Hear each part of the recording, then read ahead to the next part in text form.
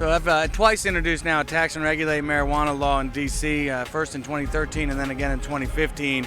That's the law right now that's being blocked by Congress, who's not letting us move forward with our regulatory approach. So I'm the one that's taking the lead on introducing that legislation, trying to make sure that it moves forward. We have all my colleagues on it now and really pushing to try to put a real program in place in D.C. that allows us to tax and regulate it like we do alcohol. So marijuana is legal in the District of Columbia, but you can't smoke it publicly, you can't sell it, you can't buy it. What is the law? Basically, you can grow your own and you can smoke it in your own home, as long as you live in a home where there's not a whole lot of people you're going to bother all around you, which is unfortunately where mostly poor people live. So, the fact of the matter is the law is what it's always been in D.C.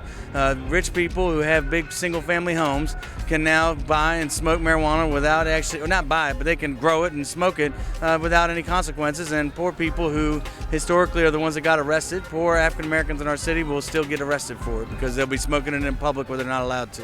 So a lot of people say that there's no such thing as a war on drugs. It's mainly modern day slavery. What do you think about that scenario?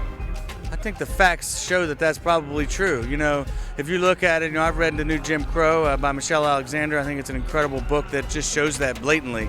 And that all the criminalization of a lot of things were just about trying to keep poor people down, including mostly African Americans in our country, a Hispanic community too. And it's time to recognize that for what it was. And it was a government created.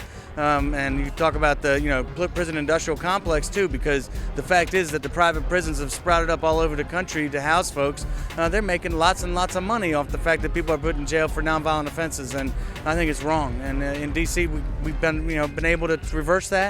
I introduced and passed a law that would seal the records of anyone that was arrested previously for a nonviolent offense. So you can go into the court now, you can get your arrest record, your court record sealed automatically without any lawyer or anything. Just fill out a form, and that allows you then to not have to disclose it when you're getting a job or when you're trying to get housing or education. I think it's a really big, important part that we can't forget as we're having fun out here at the festival, that you got to look back too, and you have to make right what was wrong. And I think that includes going out and looking at where the money goes when you make money on it. If we tax it in D.C., we're going to invest it right into the communities that were the hardest hit by the war on drugs, which was a really bad approach to the way that we should handle the issue around drugs. How can people support your campaign? Go to my website at grossoatlarge.com and sign up to volunteer, contribute, and get engaged, and spread the word.